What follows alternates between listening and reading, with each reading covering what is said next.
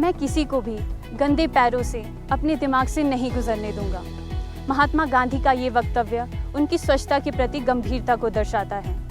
महात्मा गांधी का मानना था स्वच्छता स्वतंत्रता से ज़्यादा महत्वपूर्ण है। उन्होंने पूरे देश को एक मंत्र दिया, जहां स्वच्छता वहीं प्रभुता।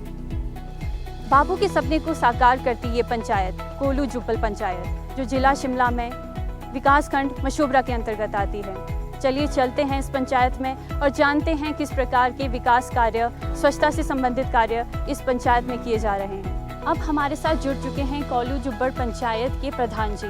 चलिए जानते हैं उनसे स्वच्छता से संबंधित कार्यक्रमों के बारे में। नमस्कार मैम। नमस्कार जी, मेरा नाम प्रेमी देवी है। मैं कोलू जुब्बल पंचायत से प्रधान हूँ और मेरी पंचायत ढली से अलग हुई है और जो नई पंचायत बनी है उसमें मैं प्रधान हूँ। और जो स्वच्छता से रिलेटेड है, जो हमारे एक हफ्ते में गाड़ी आती है और जो कूड़ा भरियाल जाता है और इकट्ठा करके हम एक जगह करते हैं और जो सेग्रीगेशन शेड लगाए है उसमें इकट्ठा करते हैं और भरियाल ले जाते हैं। जी, तो कचरा का कलेक्शन किस प्रकार किया जाता है और उनकी प्रोसेसिंग और जो उसका डिस्पोजिंग ऑफ है वो किस प्रकार से किया जाता है? जो होटल जो है वो खुद जो सेग्रीगेशन शेड लगाए हुए वो वहाँ पे इकट्ठा करते हैं और गाड़ी हफ्ते में एक बार आती है और खुद वो वहाँ से भर के खुद मतलब डिस्पोज करते हैं।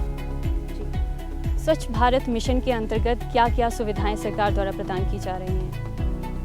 हर गांव में, हर घर में 100 फीट बनाए गए हैं और पानी की निकासी के लिए नालियाँ और बनाई हुई है। मैं नंदकिशोर शर्मा, तकनीकी सहायक, विकासखंड मशोबरा, ग्राम पंचायत कोलू जुब्बल में पिछले 20 वर्षों से कार्यरत हूँ। इस पंचायत में स्वच्छ भारत मिशन योजना के तहत गांव में विभिन्न स्कीमों का नियोजन किया जा रहा है, जिसमें तकनीकी रूप से हमें मार्गदर्शन और कार्य करने की व्यवस्था है। इस स्वच्छ भारत मिशन में हम आम लोगों से संबंधित स्वच्छता के बारे में जागरूक करवाने का कार्य करते हैं। जैसे घरों से निकलते हुए गंदे पानी की निकासी, उसकी व्यवस्था और गांव में इसका निपटारण और जल जीवन मिशन के तहत स्वच्छता का कार्यक्रम हम स्थापित करवाते हैं। इस कार्यक्रम में हमें गांव में जैसे स्वच्छ भारत मिशन में 100 फीट का निर्माण, उसको कैसे कार्यान्वित करना है ये काम करवाते हैं। तकनीकी मार्गदर्शन, उस कार्य के लिए किस तरह से निपटान किया जाए वह बातें हम बताते हैं। गांव में लोगों से मिलकर पहले इसको एक जगह पे लोगों के द्वारा किसी कार्य को संचालित करवाया जाता है, फिर यही प्रोग्राम हम सारे गांव में विस्तारपूर्वक करवाते हैं। इस कार्य को करवाने का एक उचित लाभ यह हुआ है कि लोगों में स्वच्छता के बारे में जागरूकता आई है और वो लोग अपने घरों में सफाई की विशेष व्यवस्थाएं कर रहे हैं, जिसका लाभ लोग ले भी रहे हैं और समय पर उन्हें इस योजना के द्वारा लाभ भी प्राप्त करवाए जा रहे हैं। जैसे 100 फीट बनाते हैं तो उन्हें लगभग 2000 से 2500 रुपये की योगदान दिया जाता है और साथ में यदि वो और स्कीमें जैसे जल निकासी की व्यवस्था है, इसके लिए 15 वित्त आयोग के माध्यम से भी SBM को साथ मिला के या मनरेगा को साथ मिला के उन स्कीमों का भी हम निपटान करते हैं। वाटरशेड में भी काफ़ी बड़ा रोल रहता है और इन कार्यों को करने के लिए हम इन व्यवस्थाओं, इन योजनाओं के प्राक्कलन तैयार करते हैं, उसे गांव में जाकर लोगों को समझाते हैं और फिर लोगों के द्वारा उन कार्यों को करवाया जाता है, जिसका मजदूरी और सामग्री के द्वारा उनको अदायगी करवाई जाती है। विशेष हमारा यही कार्यक्रम रहता है कि लोगों को अधिक से अधिक लाभ प्राप्त हो। अब हमारे साथ जुड़ चुके हैं कोलू जुब्बल पंचायत के उप प्रधान जी। नमस्कार सर। नमस्कार जी। सर, आपसे जानना चाहेंगे आपकी पंचायत के बारे में। यहाँ पर कितने वार्ड्स हैं, कितनी पॉपुलेशन है यहाँ की? हमारे 5 वार्ड है कोलू जुब्बल पंचायत में और पॉपुलेशन 1250 है। तो यहाँ पर स्वच्छता का किस प्रकार प्रबंध किया जाता है, किस प्रकार कचरे को कलेक्ट किया जाता है, उसकी प्रोसेसिंग किस प्रकार होती है और किस प्रकार डिस्पोज ऑफ किया जाता है?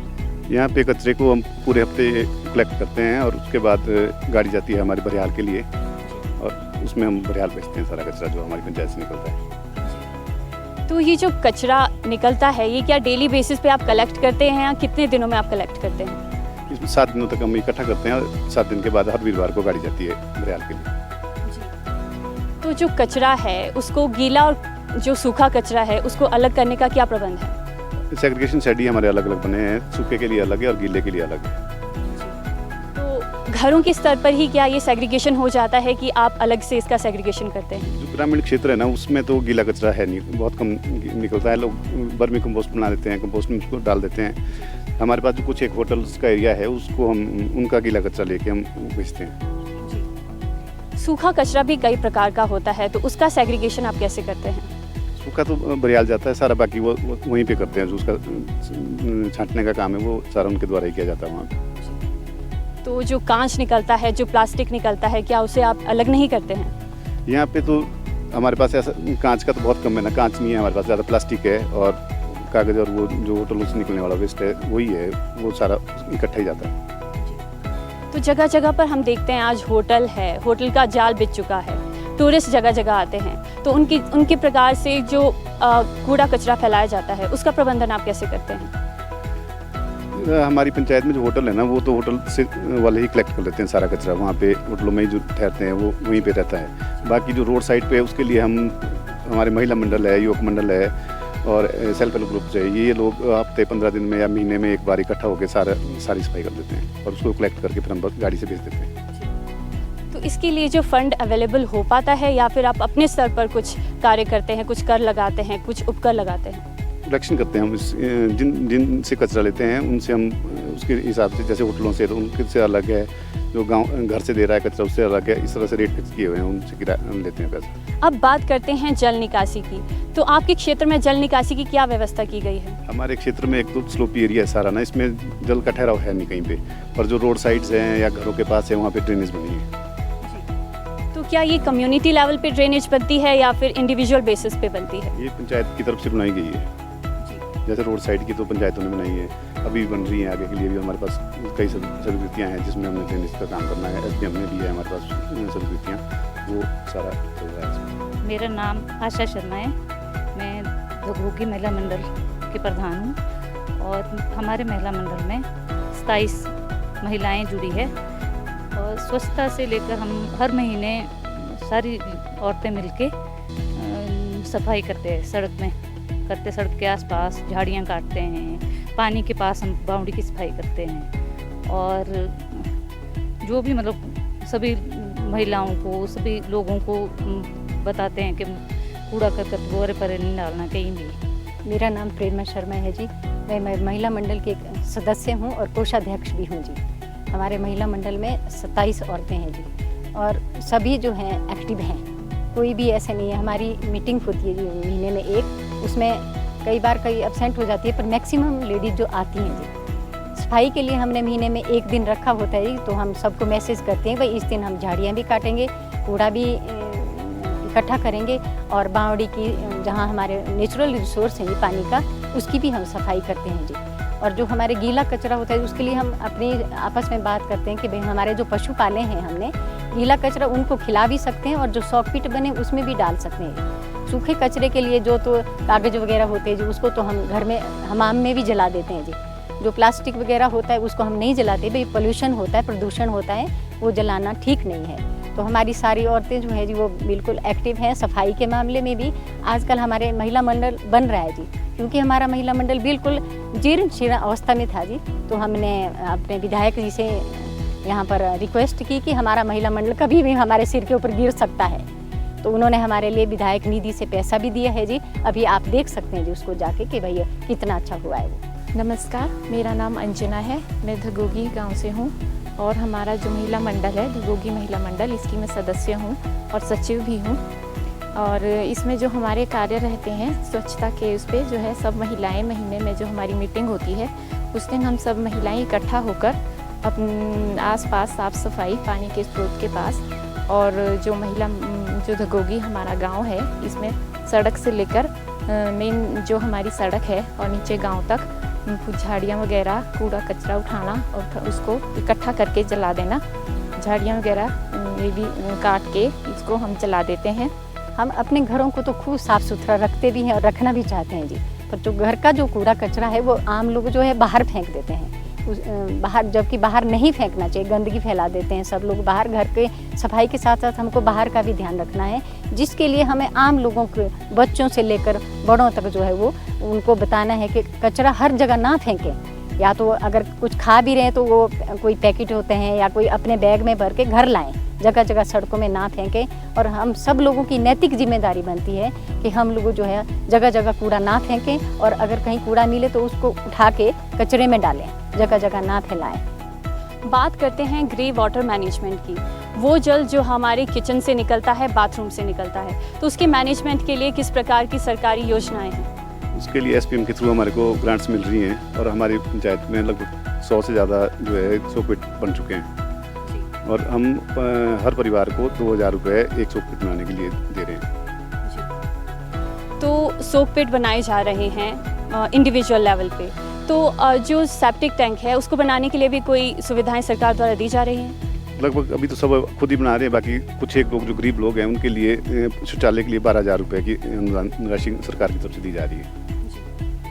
जो प्राकृतिक जल के स्रोत हैं उनकी सफाई के लिए आप किस प्रकार के कार्य कर रहे हैं? सफाई के लिए तो हमारे अब लोकल लेवल पे ही हम मैनेज करते हैं, जैसे युवक मंडल, महिला मंडल और सेल्फ हेल्प ग्रुप की मदद से साल में बरसात के बाद, बरसात से पहले सोर्सों को साफ करते हैं। और हमारा तो यहाँ पुराना वो भी चल रहा है कि जैसे पानी के पास हम कथा करते हैं, वो भी है यहाँ पे।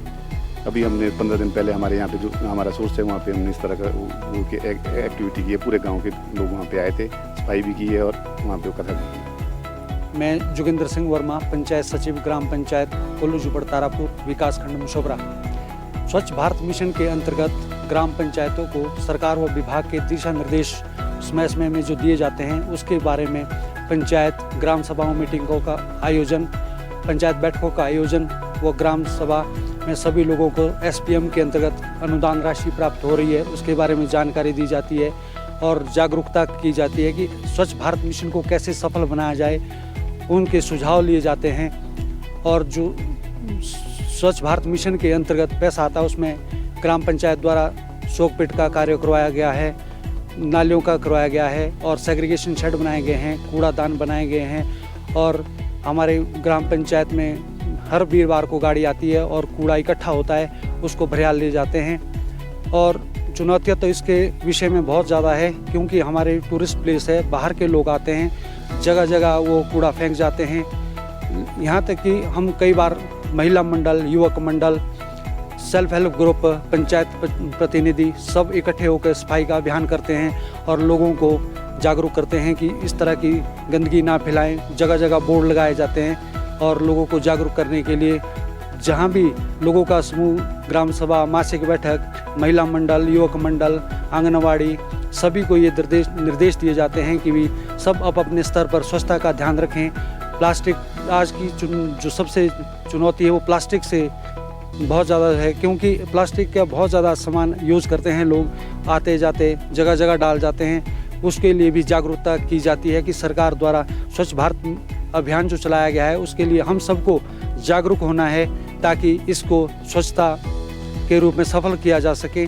पंचायत को जो सरकार द्वारा अनुदान के रूप में राशि दी जाती है उसके बारे में लोगों को बताया जाता है और उसके अंतर्गत सोक पिट निर्माण, गंदे पानी की निकासी के लिए नालियाँ और सेग्रीगेशन शेड वगैरह और कूड़ा एकत्रित करने हेतु डस्टबिन लगाए गए हैं। उसके लिए लोगों को जगह जगह जागरूक करके साइन बोर्ड लगाए जाते हैं कि गंदगी ना फैलाएं, गंदगी से बीमारियां होती है और हमारी पंचायत एक स्वच्छ होनी चाहिए, इसलिए लोगों को जागरूक किया जाता है। हमारी पंचायत में ज़्यादातर लोग ग्रामीण क्षेत्र में आते हैं जिनके पास पशुधन है और उनके द्वारा वर्मी कंपोस्ट पिट भी बनाए गए हैं जिसमें गीला कचरा उसी में निपटान किया जाता है और इस तरह की व्यवस्था बनाई गई है कि हमारे गीले कचरा पूरी तरह से निष्पादन किया जाता है। इसमें हमारी जो होटल और होम स्टे हैं उसमें जो गीला सूखा कचरा होता है वो हम एकत्रित अलग अलग इकट्ठा करते हैं और भरियाल दिया जाता है। अब हमारे साथ जुड़ चुकी हैं राजकीय प्राथमिक पाठशाला धगोगी की अध्यापिका जी। इनसे बात करते हैं और जानते हैं किस प्रकार की सुविधाएं स्वच्छता से संबंधित प्रदान की जा रही हैं। नमस्कार मैम। नमस्कार। आपसे जानना चाहेंगी किस प्रकार की सुविधाएं बच्चों को प्रदान की जा रही हैं स्वच्छता से संबंधित। जैसे मिड डे मील, सरकार द्वारा चलाए गए स्वास्थ्य जांच, बच्चों की स्वास्थ्य जांच होती है साल में। थोड़ी पानी की दिक्कत होती है इसमें, बाकी सारी सुविधाएं उपलब्ध है। बॉयज़ के लिए अलग है, गर्ल्स के लिए अलग टॉयलेट्स बने हैं। यहाँ पर कूड़ा नहीं जलाया जाता है, गाड़ी आती है वीरवार को, उसमें गाड़ी में कूड़ा सारा जाता है और बच्चों की साफ़ सफाई का भी ध्यान दिया जाता है। बच्चों की जीवन के बहुत क्रूशियल ईयर आपके पास बीतते हैं, तो आप किस प्रकार से उन्हें पर्सनल हाइजीन के बारे में बताती हैं?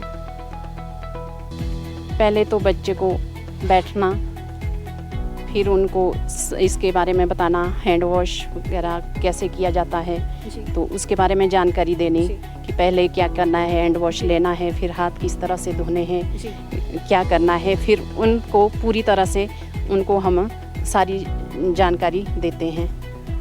फिर बच्चा खाने के बारे में, फिर जैसे खाना खाना है तो पहले हाथ धोने हैं, फिर अपनी प्लेट्स धोनी है, फिर उसके बाद आपने खाना खाना है।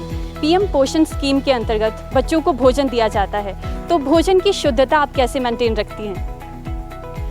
शुद्धता मैम, भोजन की शुद्धता जैसे खाना बनाना जी, उससे पहले उसको छांटना, चावल छांटना, जैसे वो होगी दालें धुले उसको छांट कर, फिर बर्तन जैसे लगाने हैं तो बर्तन को पहले साफ़ किया जाता है, फिर उसके बाद उसमें भोजन पकाया जाता है।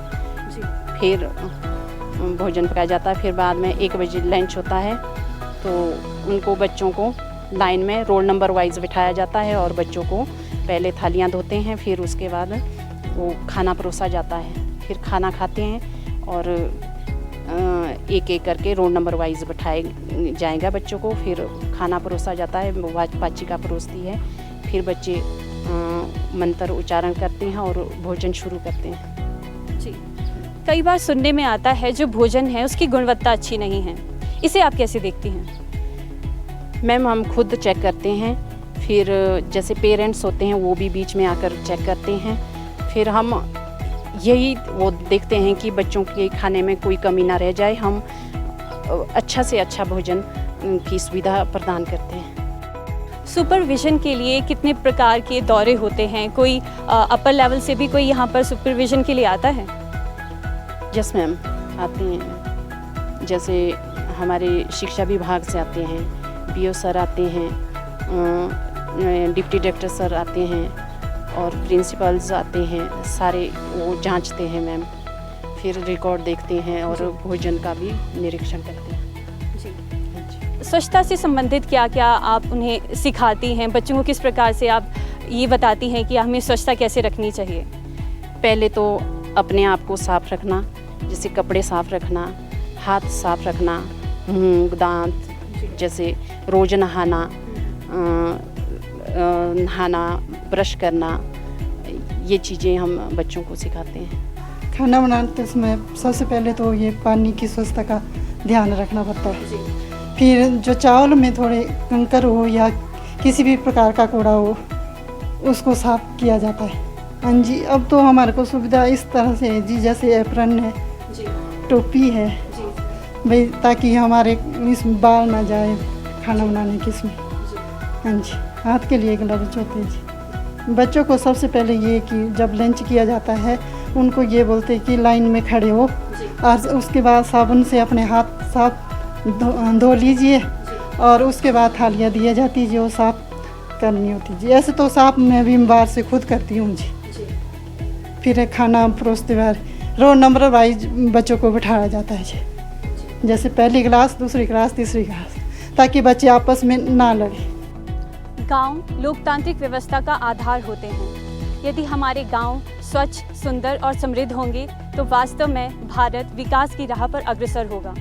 इस कार्यक्रम के माध्यम से हमारा ये प्रयास रहता है कि हम आपको ऐसी पंचायतों से मिलवाएं जहां पर विकास के कार्य किए जा रहे हैं, स्वच्छता के संबंधित कार्य किए जा रहे हैं, ताकि अन्य पंचायतें भी इनसे सीखकर कुछ कार्य करें स्वच्छता से संबंधित। इसी के साथ मैं दीक्षा आपसे विदा लेती हूँ, इसी वादे के साथ किसी नए प्रोग्राम के साथ जुड़ेंगे, किसी नए विषय के साथ।